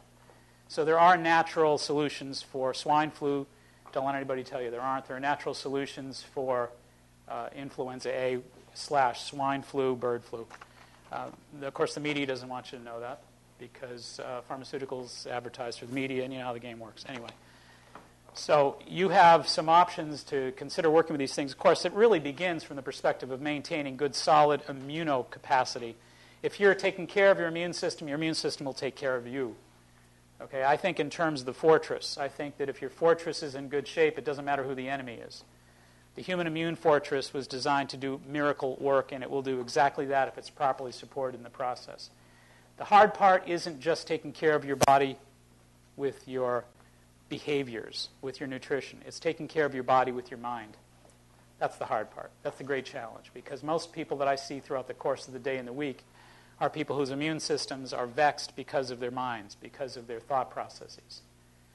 So it's really important to think about supporting your immune system with your thoughts. And that means more positive thinking. It means doing something about your stress, because if you don't, your stress will do something about your life. Extremely important to think in terms of natural antibiotic support as well, not just antiviral and not just general immune enhancement. I always talk about Dr. Harry Preuss, P-R-E-U-S-S. I think he's done some remarkable work. I've spoken to him over the years. He's done at Georgetown University in Washington, D.C., and he actually did an interesting study where he actually compared the antibacterial properties of something called carvacrol, C-A-R-V-A-C-R-O-L. All that is the activating antibacterial agent that is in oregano oil. Okay? So everybody uses oregano. Everybody knows that oregano is a very powerful and a very popular Italian spice. But there's an oil that can be extracted from its leaves. And the oil has a highly concentrated antioxidant called carvacrol. Well, Dr. Harry Preuss down at the University of Georgetown in Washington, D.C., compared vancomycin, streptomycin, and penicillin against the carvacrol, or the oregano oil, in a situation where they were going after staph bacteria, and they found that the carvacrol was equally as effective, equally as efficient. So the oregano oil was as efficient as streptomycin, vancomycin, penicillin at destroying staph bacteria in cultures. So the objective here is, if it's that powerful in cultures, how can we get it to translate? I say the best way to get it to translate is every antibacterial oil needs a second medium. You need a second medium. So most of the formulas are not just oregano oil. You'll notice when you purchase like the oregano oil at Good Health, for example, that it's in a base of olive oil. Because whoever formulated that knows that it needs a medium. Your body won't receive it if there isn't a medium. All right, so to take one natural antibiotic like oregano oil, plus a medium like olive oil, plus one additional antibiotic like thyme oil, T-H-Y-M-E, now you've got a very, very, very powerful natural antibiotic without side effects. The worst side effect is you'll smell like a Greek salad all day. All right. Also, Dr. F. Ann Draughton, D-R-A-U-G-H-T-O-N, who's done some remarkable research at the University of Tennessee, found that oregano oil was 100% effective at destroying 9 different strains of bacteria. Researchers at Cornell recently found that oregano oil is effective against 30 different strains of bacteria. So we're talking about Mother Nature saying, look, we've got solutions. Are you looking for them? All right, I also wanted to kind of move on here and talk a little bit about, I mentioned ADD, ADHD. There's a Dr. Leon Ettinger, O-E-T-T-E-N-G-E-R, Dr. Leon Ettinger, who's done some remarkable study on something called DMAE, dimethylaminoethanol. You go to the health food store and you see on the shelves DMAE. Okay, you've probably walked by it 1,000 times, never thought twice about it. I'll tell you a quick little story. I was doing some corporate consulting down at Titleist Golf, and every time I walked through the different offices there in the different hallways, somebody was always stopping me for a minute and picking my brain and getting a tip, you know. So I had to walk fast. But anyway, one day I was walking a little slower than usual, and there was a lovely gal. She said, "Can I just talk to you for 2 seconds?" She said, "I've got a 7-year-old daughter," she said, "and she is really doing poorly. She was diagnosed with ADD, and she said she's struggling with her reading comprehension." She said she continues to take the reading comprehension test 20%, 25%, 20%, 25%. What can I do? Is there anything I can do? And everybody's looking for the purple pill solution, you know. So I said, every once in a while when you're in a hurry, there actually is a viable purple pill solution for some people sometimes. So I said, I want her to go on DMAE 100 milligrams twice a day. She said, well, what is it? And I said, I'll tell you the next time I see it. So I took off. So I saw her 2 weeks later, and she said she just took another update on her reading comprehension, and she's got 80%. And that happened over 2 weeks. So that's a real story, and if you want to study the research of Dr. Leon Ettinger, O-E-T-T-I-N-G-E-R, 1958 was when he first studied DMAE. And it was originally a pharmaceutical supplement. It was actually a pharmaceutical availability, so you couldn't get at it. There's a product called Deaner, D-E-A-N-E-R, that bodybuilders used to use, and it's very similar in its construction biochemically to Deaner. But now the FDA has made it, has labeled it as a food supplement, made it available on the over-the-counter. But it's nothing more than an enzyme extract, basically. And what it does, though, is it increases alertness, memory, mood, and it does work. There's no question about it. So I would recommend anybody who has any children with any ADD, ADHD problems, the first thing you want to do is not go for the purple pill solution. But you want to do your research, look at Dr. Leon Ettinger's work, and look at some of the research on DMAE. And there needs to be more research on DMAE because it really does help quite a bit. But first thing you want to do, like I always say, addition through subtraction. Get rid of the problems. Don't add layers. I'll say that to you 1,000 times, but that's my theory. We're walking around with enough layers. We don't need any more layers. There's always somebody trying to pitch us something or not pay attention to who we really are, what we're really made of, or what we really think and feel. So it's a lot easier just to throw a layer at somebody. And that's what the pill solution often does. Is it gives us an excuse not to have to really make a connection with each other, not to really get under the surface. So I think the idea of DMAE is wonderful, but it works a lot better in context with making the right connections and really inspiring and educating mothers and fathers and children to get it done the right way. When you talked earlier about the way children are eating, that's a huge part of the equation. We talked about genetic modification of food. That's another huge part of the equation. How many kids are walking around out there with cerebral allergies like the woman that I talked about that are causing hyperactivity? And we don't know about that because those foods are modified, and who knows what they're eating. It looks like it's just one thing like oats, but who knows what's in those oats? So, the objective here is to try to basically get the organic food. That's why I pointed that out. It's time to spend the extra money on the organic food. It definitely is time, absolutely time. Otherwise, you're going to be spending it on pharmaceutical medicine and medical assistance. When people have a hard time thinking about paying for organic, I say you're paying for preventive medicine. You always have to pay for medicine. Pay for your preventive medicine. It's no different. Pay on the front, not on the back. So save the money on the long run. Save the life on the long run. Save the life quality on the long run. Spend it on the front. But the idea with kids is start with foods. Subtract the problems. Have the kids' food allergy tested. We want to basically find out if there's wheat allergies, if there's dairy allergies, if there's peanut allergies. Some of the most common things that kids eat most of the time are representative of high-resolution allergenic foods. So when you think about the top 5 allergenic foods, corn is up there, and kids are getting high fructose corn syrup in virtually everything that's artificial. Corn is everywhere. It's hard to get away from it. That all started in 1973 with then-President Richard Nixon. It was one of the wonderful things he did. He left us with a lot of wonderful memories. But anyway, one of those was Earl Butz, the Secretary of Agriculture back in 1973, who basically decided politically it was for his political well-being to make sure that the corn industry was properly represented in virtually every avenue of American life. Well, he did that. He definitely did that, and now we're paying for it because now there's a world of ethanol and modified corn sweeteners and corn starches and whatnot. So corn is everywhere. It's unfortunately everywhere, and we're all paying for it. And someone asked me the other day, said, were the Native Americans really consuming the same kind of corn? No, there's over 300 different types of corn. And the Native Americans were not using any modified corn. They weren't using corn anywhere near like you and I are. The corn that we're exposed to, for all intents and purposes, is a high mold property corn. So corn and corn oils are riddled with mold spores. So, for those folks who have all kinds of single-cell bacterial sensitivities and allergies to mold, corn is going to trigger a lot of those sensitivities. So, more than 1 million American children and adults have been diagnosed with ADD, while some 3 million have been diagnosed with attention deficit hyperactive disorder. Dr. Leon Ettinger in 1958 became the first to study the effects of natural occurring substance called DMAE on children diagnosed with learning disorder. He found that DMAE accelerated mental processes, improved concentration, relieved mild depression, decreased irritability, increased attention, and raised IQ. In 1960, Dr. Stanley Geller reported on a double-blind study of 75 children giving 50 milligram doses of DMAE twice a day, and another double-blind study of 50 children suffering from what was then termed hyperkinetic syndrome. That's what they used to call ADHD in the old days, hyperkinetic syndrome, who were given DMAE doses of 300 to 500 milligrams per day for 12 weeks. He found significant learning improvements versus those given placebo in both studies. So I, again, recommend 100 milligrams twice a day. The other thing I always talk about is Dr. John Ott, O-T-T.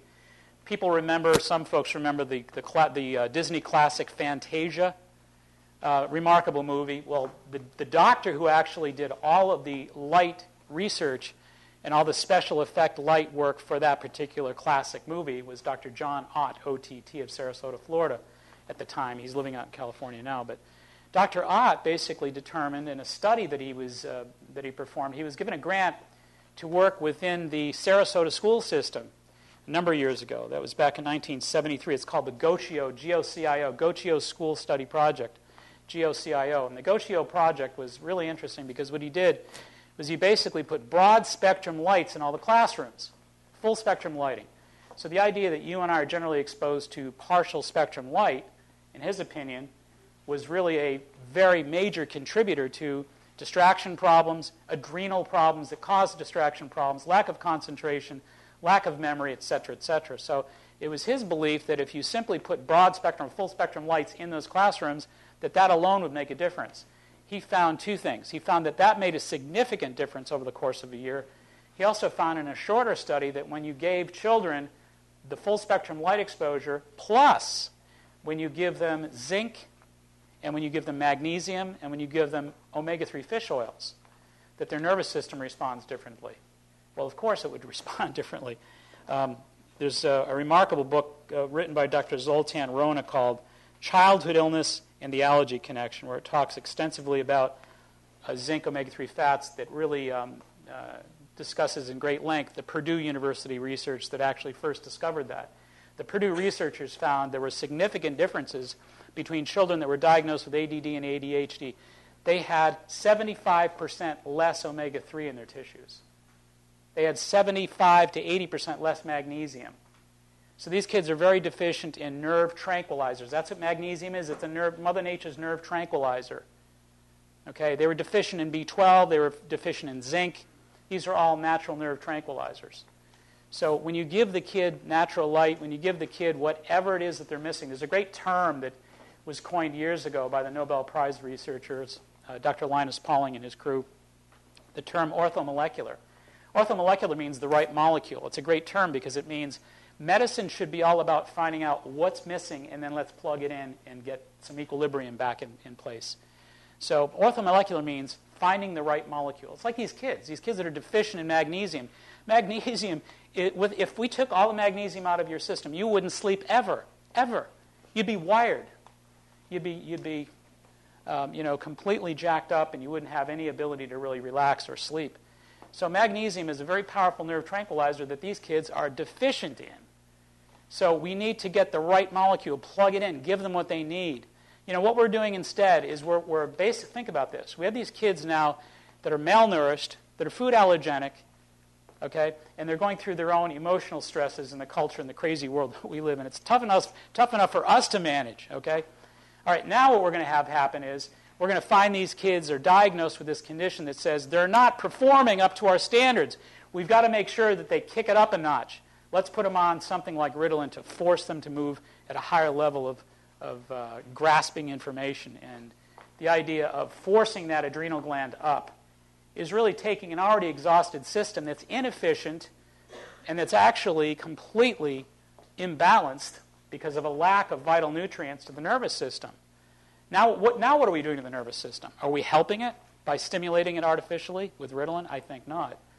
So I say a lot of these kids that are on Ritalin right now with ADD and ADHD are the next generation of people with thyroid problems. They're the next generation of people with adrenal exhaustion. They're the next generation of people with different emotional conditions, anxiety, depression, etc. They're the next generation of Americans without a nervous system, is what they are. We need to think about finding people at the level they're at and replenishing and replacing what they desperately need, not forcing them to perform at a level that we demand. Anyway, I wanted to talk really briefly, too, about the school lunch program. The National School Lunch Program was established in 1946 with a dual purpose: to feed kids and to find an outlet for agricultural surpluses after the war.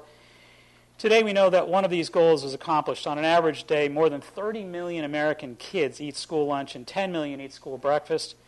Recently, the USDA-sponsored third school nutrition dietary assessment study found that only 50% of the schools offer fresh fruit, 39% lettuce, 29% dark vegetables, 10% legumes.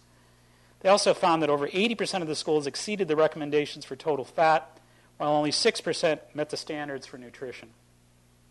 In November of 2007, the Center for Science and the Public Interest audited the 50-state national school lunch program. They found that 2/3 of all states failed to meet healthy nutritional standards. Only 15 states set limits on saturated fats. Only 13 states set limits on snack-sized portions, 10 set limits on trans fats, and 5 set limits on sodium intake.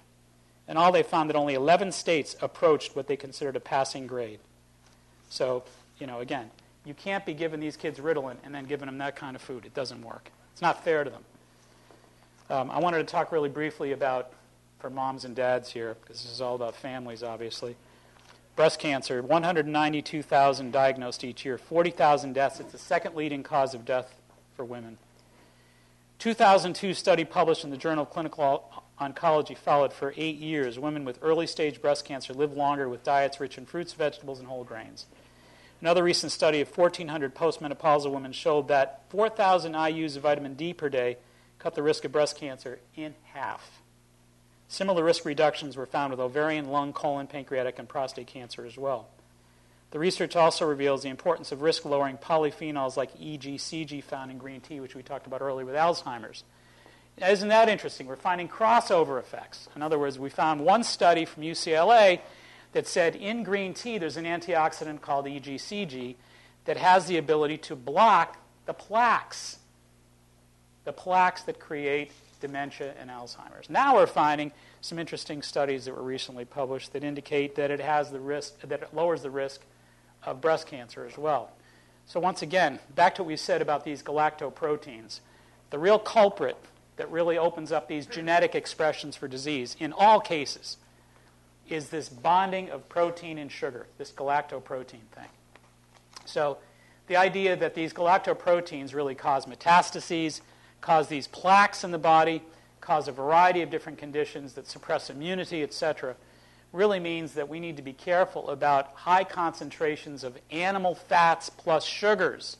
Study after study says it doesn't seem to be the same set of galactoproteins, or what they call the arabinoxylane concentrations. They're different combinations, different chemicals that occur when I eat lower fat. Like if I eat the fat from fish, I eat fat even from poultry.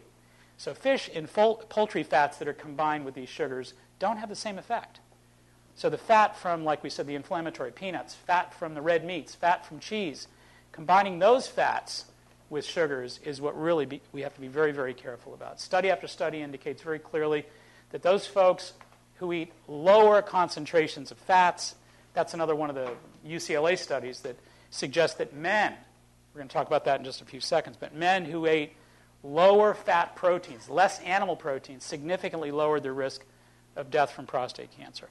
So again, think in terms of really simplifying this thing. There's good fats, there's bad fats. And when you combine bad fats and sugars, you're going to increase virtually every risk factor that you can imagine, because that really opens those torpedo doors to virtually everything imaginable. Prostate cancer, similar numbers, ironically. 198,000 diagnosed per year, 30,000 deaths, second leading cause of deaths for men. According to a recent UCLA Johnson Cancer Center study, Dr. William Aronson, that appeared in the Journal of Urology, when combined with 30 to 60 minutes of brisk walking 4 to 5 days a week, a diet followed for 11 days. I said 11 days. Low in animal proteins with limited amounts of fish, poultry, rich in fruits, vegetables, and whole grains slowed the rate of cancer cells by 30%. 11 days. Prostate cancer cell advancement being slowed by 30% over a week and a half through diet alone. And that was just recently published again at the UCLA Johnson Cancer Center, so you can look that up. The rate of death from prostate cancer is 15 times higher in the United States than in Asian countries. However, when Chinese and Japanese men migrate to the United States and their diets westernize, their cancer rates increase 15-fold. Fatty animal proteins and sugars are suspected. These are the main ingredients in the development of glycoproteins such as surface galactans that generate metastases and amyloid plaques that cause Alzheimer's. I find a problem with elevated PSA test. There's a number of folks that are worried about their PSAs. First of all, I think that PSA is one snapshot. There's never one diagnostic means that is the be-all to end-all. You need a global perspective. So when people say that they have an elevated PSA, first of all, what is elevated? Some people say 2.5 is high, some people say 4.0 is high. So some medical experts disagree on what's high and what isn't high. And there are some studies that indicate it's only 26% reliable, so there's all kinds of problems with just hanging your hat on PSAs alone. Of course, the Gleason scale is another thing that people take into consideration as well. The Gleason scale, of course, men want to know what their numbers are. And again, those numbers range between 2 and 10. And the more the cells clump and show a lack of definition, the better it is. The more isolated they are and the more defined they are, the more dangerous, the higher the score. So those are important to do both of those, not to think one's more important than the other. But again, remember what we just said a few minutes ago. The real key here is this UCLA study says that you can reduce the rate of prostate cancer cell growth by 30% in 11 days, simply by cutting out animal fats and by going back to the same formula that we started talking about tonight. Fruits, vegetables, whole grains, and lean proteins. That's the key. It's the key for virtually everything. So it's really important, I think, for us to think in terms of whether we're talking about our kids with their ADD and ADHD, whether we're talking about mom and dad, breast cancer, prostate cancer risks. Those are the three things that I think most concern the typical American family right now. And virtually all of those things are manageable and preventable. That's the key. Virtually all of them are preventable. And the numbers we read earlier, 756 donuts a year and on it goes, we're not really trying to prevent. We're not inclined to prevent. Our consciousness is not about prevention. The medical consciousness is not about prevention. We can't blame them.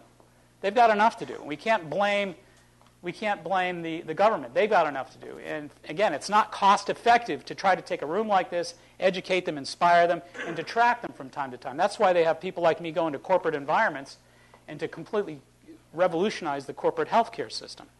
I was only there for like 4.5 years, and they say that they were saving, $4 million a year in insurance premiums just by getting people's, cholesterols down, their triglycerides down, and by coaching them. But you know what? They're like you and I. They need constant attention because they're going to fall off the wagon. And there's got to be somebody there to pick them up and put them back on the wagon. That's just human nature. So the government isn't going to do that. Okay? It means you and I have to get a little bit better at our game. We have to get a little bit more committed. We have to take this thing a little bit more seriously and realize that food breaks down into those three categories that we talked about. Food is toxic. Food is medicinal. Food is neutral. What do you want? What is it you're looking for? And don't wait for medicinal food until it's too late. That's another really important point. Because too many people that I've seen over the 27 years have been people that have come to me as the last whistle stop, and then expected me to pull a rabbit out of the hat. In reality, they should have been there preventing. That's why I said earlier, the most powerful connections that I make are the ones that never have a parade, the ones that never have the tears, the ones that never have those lifelong thank you notes that I get every year from people at Christmas and New Year's, which I love getting. But I'd rather it work the other way. I'd rather I never had to get them. Okay? You want to prevent disease. There's nothing dramatic about it. There's nothing exciting about it. You'll never know if you're saving your life. But all the numbers say that you have that potential if you get the message. Let it be mundane, but let it save you and your family's lives. And the only way that's going to happen is by you getting the message and really understanding that food really, really is medicine. And you truly are what you eat. No ifs, ands, or buts. And the research is piling in. There are 6,000 to 10,000 studies a year that are clinical studies, that are university studies, all about food and nothing but food saving human lives. How many more do we need to not pay attention to not really grasp, and to not take advantage of? I'm going to take a little bit of time to just take a couple quick questions before we go. Anybody have any questions about anything? We've talked about immunity. We've talked about cancer, heart disease. We've talked about ADD, ADHD, breast cancer, etc. Yes? What are your thoughts on red yeast rice? Red yeast rice. Red yeast rice is, of course, something that a lot of folks are using to drop their cholesterol levels and having great effect with it. I'm a little concerned about the fact that it tends to jack up the liver enzymes, because your liver is your fat burner. Your liver is the really important lipotropic furnace in your body that burns fat. So you have to be careful about something that's potentially effective at stimulating the liver in its activity is also potentially capable of overworking it. Okay? So it's one of those natural agents that if your liver enzymes are tracked and monitored and they don't seem to be rising up, then you got the right thing. But I would tell you probably like 3 out of 5 people would have elevated liver enzymes with it. So what I like to use is something called pantethine, P-A-N-T-E-T-H-I-N-E. Pantethine is a really great natural statin. It's really like a lipid-based vitamin B5, and it really is very, very effective at dropping down the lipid levels. I like to use it with something called GPLC, which is another great supplement. It's a form of carnitine. It's a glycated L-propionated L-carnitine, and it's really a great amino acid emulsifier, fat emulsifier. They work great together. So GPLC and to use pantethine as directed. Those are my recommendations. Anybody else? And to eat good, And one quick thing about that. Everybody thinks cholesterol comes from things like egg yolks, and everybody thinks cholesterol just comes from, fatty cheeses and, all that stuff. Well, it doesn't. There was, again, a gentleman who won 2 Nobel Prizes from MIT, Dr. Michael Brown, back in 1984. 2 Nobel Prizes in medicine for something called the coenzyme A reductase dissertation that he did. What he basically discovered, and what he won his 2 Nobel Prizes for, is discovering that your liver produces 80% of your cholesterol. 80%. And that it's triggered by insulin. So the more sugar you eat, the more insulin you produce, the more cholesterol your liver manufactures. And that accounts for 80% of your cholesterol. Nobody talks about it. All he did is win 2 Nobel Prizes. He's obscure, Anybody else? Yes? Yeah, red meat, doctor. There's a lot of colon cancer out there. Mm-hmm. Do you think that's a cause, maybe? I think red meat, yes, I think what we just talked about a minute ago, the UCLA Johnson School at the UCLA research that we just talked about indicates that the fatty animal proteins are largely linked to a lot of these different cancers. Now, we were talking about prostate, but I agree with you. I do think that a number of cancers, risk factors elevate, but heart as well. And what I think I'd summarize all of it with? Here's what I'd summarize it with. We talked earlier about inflammation, didn't we? And we said everything is inflammatory. Cancer is inflammatory. Heart disease is inflammatory. These are inflammatory conditions. You've got to get it out of your head that only rheumatoid arthritis is inflammatory or lupus is inflammatory. Cancer is inflammatory. Heart disease is inflammatory. Get that through your minds. Here's the real key. The key is we said there's 3 different columns, 3 assembly lines for the production of either neutral hormones, inflammatory hormones in the middle, and anti-inflammatory hormones on the other side. It's all fat generated. Okay? There are 6 fatty acids that produce every hormone in the human body. All right? Every hormone in the body starts off as a food. And every food has a fatty acid. Even celery has traces of fat. I mean, everything has some fat in it, not a lot, but everything has some fat. So, red meat is the second column, the arachidonic acid. It's inflammatory. So it's going to increase all inflammatory risks, including all the cancers and heart diseases. And then it just is up to what? Your genetic roadmap. It comes down to the 7 pathways that we talked about at the beginning of the night. Everybody's got them. So that's your specific, unique roadmap, and it's going to unfold one way or the other if you trigger it. And red meat's a trigger. And that's why it's a trigger. Now, not to throw the whole thing out here, not to say all red meat's bad, what about people who have anti-inflammatory chemistries? We talked about hemophilia. The peanut butter works for the hemophilia patient. What about somebody who is blood deficiency? What about somebody who has a very low blood count? Somebody who has iron deficiency? Somebody who has folic acid deficiency? Somebody who has B12 deficiency? There's somebody who has anemia. There's somebody that needs a little bit of beef. So nature, it's the yin and yang thing. It's knowing who's getting what and making sense of it. And that's what a good nutritionist should be. The idea that they sit down with you, and you should be better nutritionists as far as making your choices. Remember I said earlier, it's knowing, do I want neutral, toxic, or do I want medicinal? And in this case, it's knowing what's medicinal for you. What's your history? What did Dad die from? How's Mom? What did Grandmom and Granddad die from? And all that stuff. I think it's putting that together and making sense of it. Anybody else? Yep. Yeah. I mean, you can activate. You probably need some supplements to support that. I mean, I think tyrosine is really a good amino acid for thyroid. Arginine is another amino acid that's really good for testosterone. If you want to increase your testosterone, I still think the best way to do that is to use zinc and arginine. So zinc, arginine, and tyrosine work really well together. But you know what? The most important thing is to make sure that you have high receptor response. Like I had somebody in the office the other day who actually was really looking to build up their testosterone levels. And they brought in some testosterone that was prescriptive. And I actually tested them for the receptivity. 0. So my point is that you can give somebody a pill, you can give somebody a medicine. It doesn't mean the catcher's mitts are coming out. You want to make sure that there's a holistic system there for better absorption, better assimilation, and receptivity. Chemistry is a game of pitch and catch. You can't just pitch. You have to catch it. Anybody else? Yes?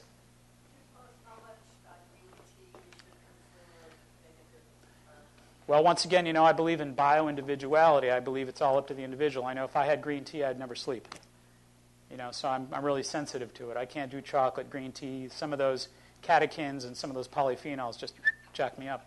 So some people can do that, some people can't. So the ones that are, in good favor with it, 2 or 3 cups a day.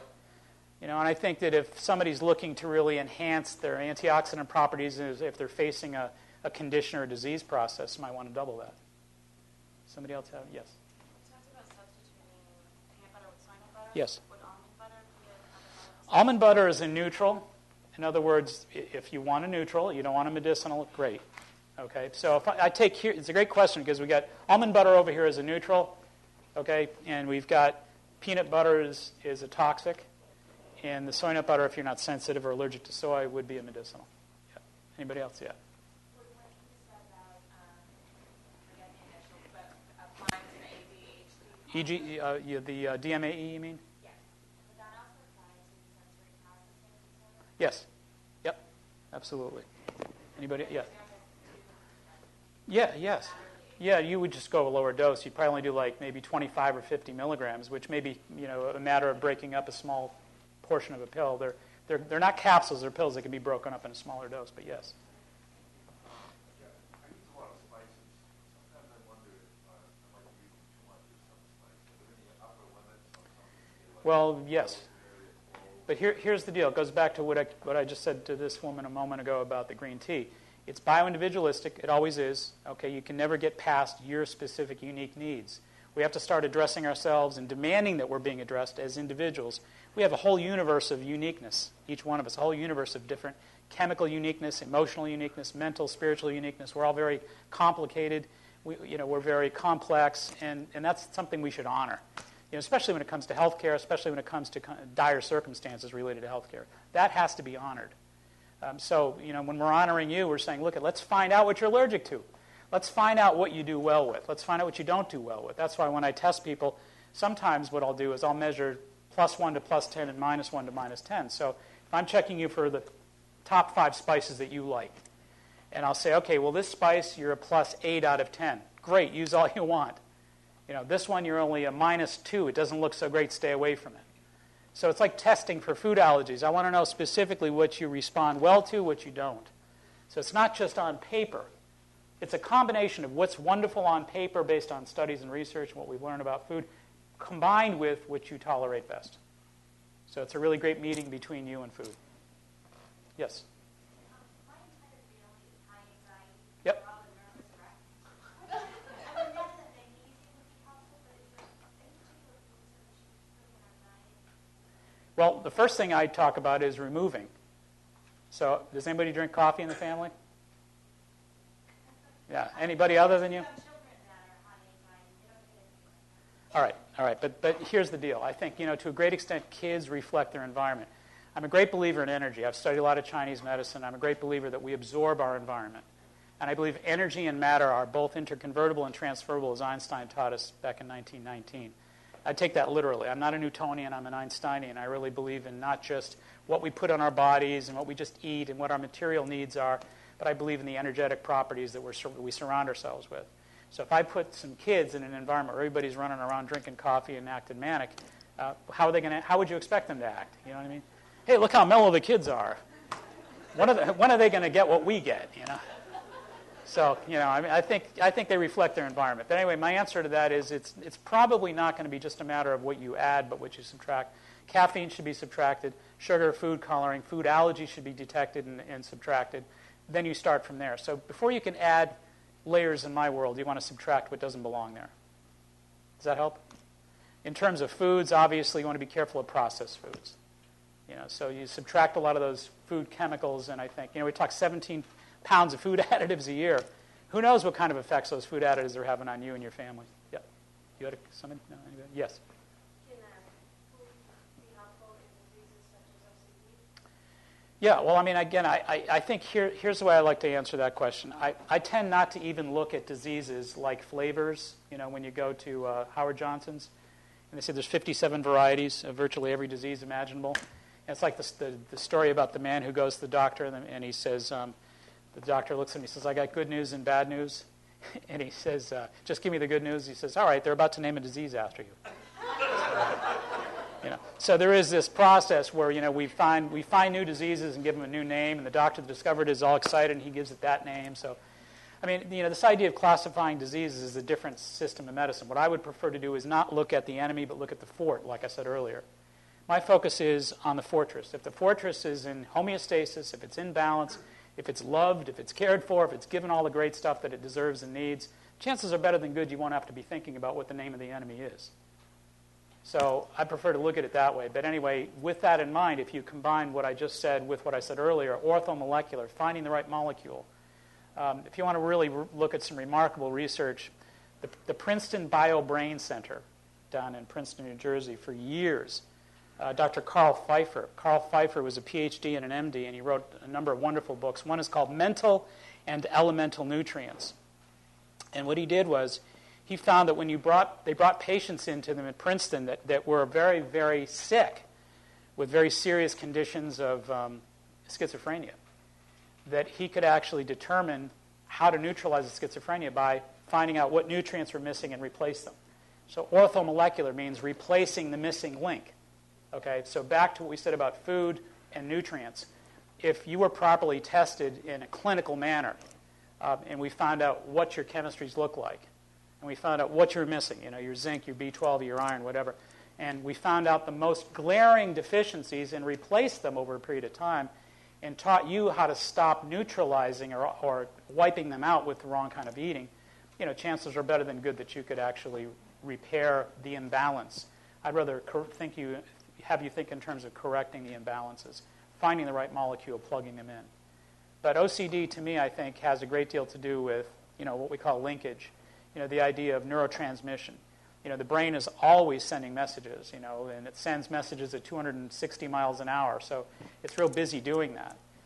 And to me, it's a matter of making certain that there's high receptor activity up there and a high nutrient yield that actually supports the transmission and the receptivity of neural messaging. So there's a lot of nutrient studies that they did at Princeton that would indicate B12, B6, B3, really, really important. We use things like vitamin B3 because it stimulates cerebral circulation. We use things like vinpocetine because it increases cerebral circulation. Again, you want to increase receptor activity in the brains. Yep. Anybody? Yep. Oh, thank you. I think in response to what one of the gentlemen was saying, in learning that we all can trust the body the way we Yep. might not have thought before. I had some medical issues a few months ago. I was experiencing abdominal pain for several months, and I went to the doctor, and he said, it might be this infection, it might be that Yep. infection, but it wasn't going away, so I just started going on. Well, one thing I was finding is that, your body does, bodies do speak with a person. Of course. And all of a sudden, the body, that seemed to happen overnight. All of a sudden, this body wouldn't process things anymore. It wouldn't process dairy. It wouldn't process, Of course. any sugar. Well, that's very wise of you to know that. And I think the real key to that whole experience is, I always tell my patients, your symptoms are the language of your body. Right. That's how your body communicates. Your brain has the advantage of your mouth and, has the advantage of basically utilizing the body to grab whatever it wants, take whatever it wants, do whatever it wants. Unfortunately, your body can't do that. If your body is rejecting something, it has to find a way to get your attention. So I always say, the first level of symptoms are whispers. Who pays attention to those? The second level, it gets a little bit louder. It's conversation. Who listens to that? The third level is when it starts to shout. And then the fourth level is when it screams. That's when everybody listens. So I say that if you really think about what preventive medicine is, if you listen when it's whispering, you'll never have to worry about it screaming. So the other thing I like to bring up too is that the system of medicine, preventive medicine that I like to think that we're employing, is really one that says, look, I'm not a doctor, okay? I'm a teacher. You're the doctor, and you need to be awakened to that reality. Your body's language is symptoms, and that's how your doctor talks. Your body talks to you in very specific terms in a language that you've not yet learned. So I'm a language teacher. My job is to teach you the language that your body's trying to get your attention with. And I think that you all have wonderful communication systems. You have a miracle body that you're occupying here this evening. Wonderful minds, spirits, miracle machines, everybody. And it's really a matter of you fully occupying in body, mind, and spirit. I'd like to thank everybody for being here tonight. Thank you so much.